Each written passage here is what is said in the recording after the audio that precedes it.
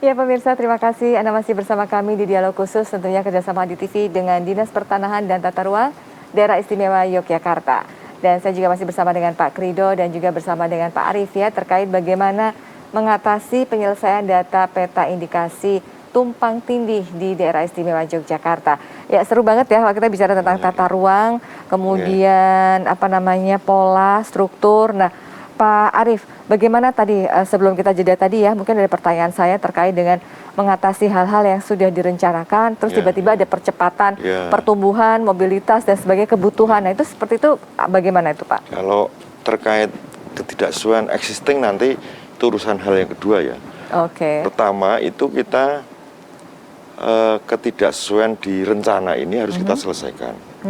Artinya RT/RW provinsi dengan RT/RW kabupaten, baik menyangkut tata ruang bertanahnya, menyangkut kawasan hutannya, menyangkut izin hak atas tanah dan penggunaan dan seterusnya lah Mbak ya.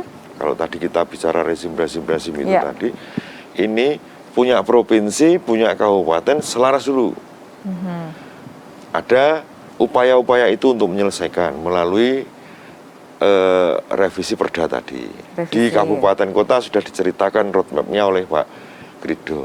Di DIY insya Allah 2022. Nah, setelah antar rencana, jenjang rencana dari nasional, provinsi, kabupaten kota ini sudah selaras, tentu kemudian di existing-nya Pak. Kalau di existing-nya kemudian karena pertumbuhan masyarakat ini cukup tinggi misalnya, pertumbuhan investasi juga cukup tinggi misalnya, atau kebutuhan eksplorasi sumber daya alamnya cukup tinggi misalnya, kemudian ada hal-hal yang kemudian tidak sesuai dengan penataan ruang, sehingga struktur ruangnya juga tidak sesuai dan seterusnya. Ini memang tugas Pak Krido di dalam instrumen yang lain saya kira, instrumen pengawasan, instrumen pembinaan dan seterusnya. Setahu saya Mbak, ya tata ruang ini harus mengamati betul detail bagaimana kemudian existing pertumbuhan masyarakat, perkembangan yang ada di masyarakat ini dengan pola ruangnya sudah sesuai belum, dengan struktur ruangnya sesuai belum dan seterusnya. Tentu tidak boleh gegabah ya. Kalau Pak Krido selalu menyampaikan, kami itu Pak Arief kalau mau nyemprit pelanggaran itu harus ada literasinya seperti apa, harus ada FGD dulu, bahkan ada didiskusikan dulu antar stakeholder itu dan seterusnya dan seterusnya. Tetapi ini memang saya kira satu tugas yang beriringan antara keselarasan rencana dengan rencana, kemudian rencana dengan existing yang berlaku di DIY. Di DIY. Nah ini gimana nih Pak? Bisa Pak jelaskan? Ya, bahasa existing tadi yang disampaikan oleh beliau Pak Ketua Komisi C adalah bahasa pemanfaatan ruang. Pemanfaatan ruang. Di mana di dalam pemanfaatan ruang itu ada perencanaan, ada pelaksanaan, dan yang terakhir adalah pengendalian. Bahasanya Dewan itu pengawasan lah kan itu. Tapi ini bahasa tata ruang adalah pengendalian. Nah dari situlah kita punya tolok ukur. Tolok ukur di dalam existing tata ruang ya, baik itu dari pemanfaatan ruang existingnya tadi dengan perencanaan tata ruang. Itu alat ukurnya adalah dengan audit. Diaudit juga ya. Kita punya parameter. Parameter berkaitan audit. Apa itu parameternya? Parameternya itu antara tadi itu pemanfaatan ruang dengan perencanaan sesuai tidak? Kan itu parameter yang ada. Mungkin sudah sesuai antara perencanaan dan pemanfaatan ruang, tetapi tidak berizin. Bisa jadi dia bangun, persis, sesuai existing, ada rencananya ya. Pemanfaatnya sudah tapi tidak punya izin. Itu parameter juga yang melanggar. Melanggar ya. Indikasi. Oh, indikasi juga. Dulu. Indikasi pelanggaran ya. Iya, indikasikan dulu. Nah, karena kami tadi sampaikan kita harus mengadakan literasi dulu ya. Bahasa kami itu ya kita harus belajar betul itu teori-teori yang mendukung bahwa itu indikasinya bagaimana. Itu pun masih kita kejar terus. Kita melalui FGD. Kemudian kita cari orangnya, gitu. Kemudian survei lapangan, baru kita punya indikator. Nah, ini baru Gayeng ini pembicaraan ini. Bahwa saat ini kami sudah mengadakan audit existing tadi. Indikasi ketidaksesuaian. Ketidaksesuaian tadi, tata ruang tadi. Dasarnya apa? PT, gitu. Di existing, gitu. Kebetulan ini ya kebetulan aja nih. Proses sekarang. Dan kami sudah punya celengan. Oh gitu, celengan untuk kinerja di tahun 2022. Di penghujung tahun ini, tahun 2021 kami sudah punya celengan. Di 4 kabupaten 1 kota itu kami sudah punya celengan indikasi-indikasi adanya ketidaksesuaian tadi. Kalau indikasi ketidaksesuaian itu termasuk pelanggaran berarti? Iya, kami katakan indikasi dulu ya. Bukan pelanggaran. Harus hati-hati dulu. Karena kami juga tidak gegabah. Kalau di situ itu tidak sesuainya karena tadi yang kami sampaikan itu banyak ke sanksinya administrasi. Gitu. Sanksi administrasi. Apa sanksi administrasi? Misalnya loh ya, izinnya dicabut kalau dia berizin. Kemudian kalau dia belum berizin ya hentang dibongkar. Oh begitu.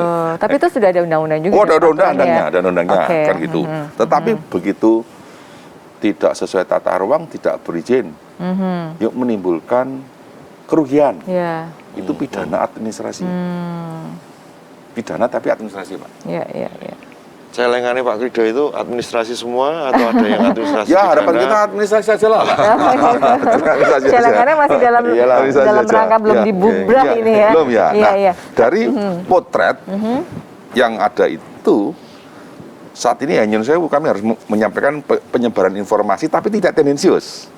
Yaitu di Kabupaten Bantul itu ada 12 lokasi Pak. Tapi kami tidak berani menyebar informasi dulu ya, karena ini masih indikasi. Tapi pemirsa udah penasaran nih ya. Iya, ada 12. Ada 12 itu ada yang 4 tidak perlu ditindaklanjuti. Yang 8 harus ditindaklanjuti.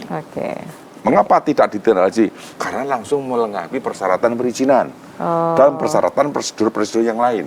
Nah ini yang 8 ini kami buat celengan ini di tahun 2022 ini, gitu. Itu yang Bantul. Kemudian yang di Gunung Kidul juga sama 12.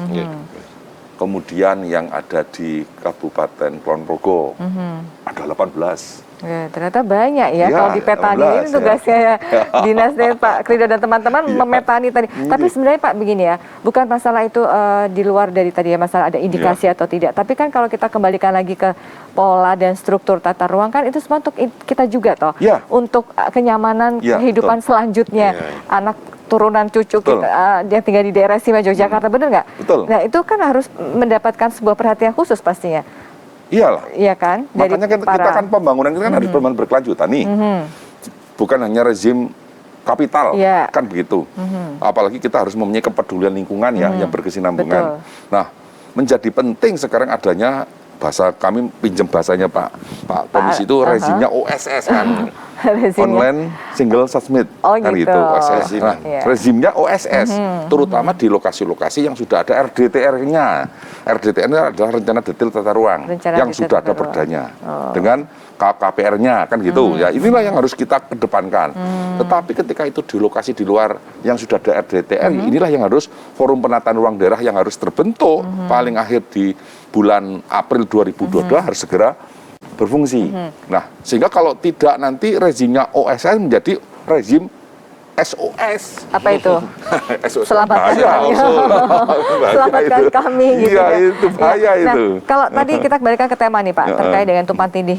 Kira-kira di tahun 2022 nanti gitu ya, dengan sekarang sudah di petani tadi, ada kemungkinan tumpang tindih itu tidak terjadi lagi atau ini akan terus menjadi kendala yang muncul di setiap fase periode tertentu gitu tentang PT ini tadi? Ya paling tidak itu kan upaya pencegahan ya. Jadi dari aspek tata ruang itu memang tidak bisa berbuat apa karena pengisinya itu adalah dari berbagai sektor. Oh iya Gitu. iya. Berarti harus sering-sering mengundang FGD forum kemudian Iya. sosialisasi dengan Iya. lintas sektoral Iya, gitu ya. lintas sektoral. Waduh, emang kalau ngomongin 1 jam ini nggak cukup kayaknya kita ngomongin tentang PT ya. Ini sudah sampai di penghujung. Mungkin ada beberapa poin yang perlu digarisbawahi. Monggo dari Pak Arif Ya dulu. kalau Monggo, saya gini silakan. Mbak ya, PT itu penting. Jadi untuk ditindaklanjuti peta indikatif tumpang tindih IGT. Ya.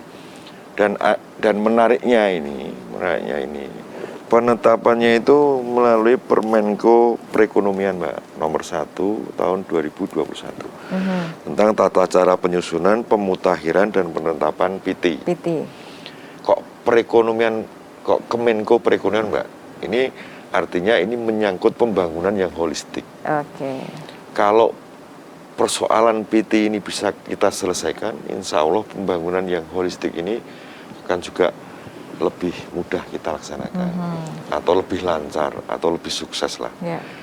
Nah kemudian karena ini menjadi sangat penting, berbasis pada pembangunan yang holistik, ini tentu tidak meninggalkan tata ruang, di mana tata ruang itu ditetapkan untuk pembangunan yang memperhatikan lingkungan yang aman, nyaman, produktif, betul, berkelanjutan dan seterusnya.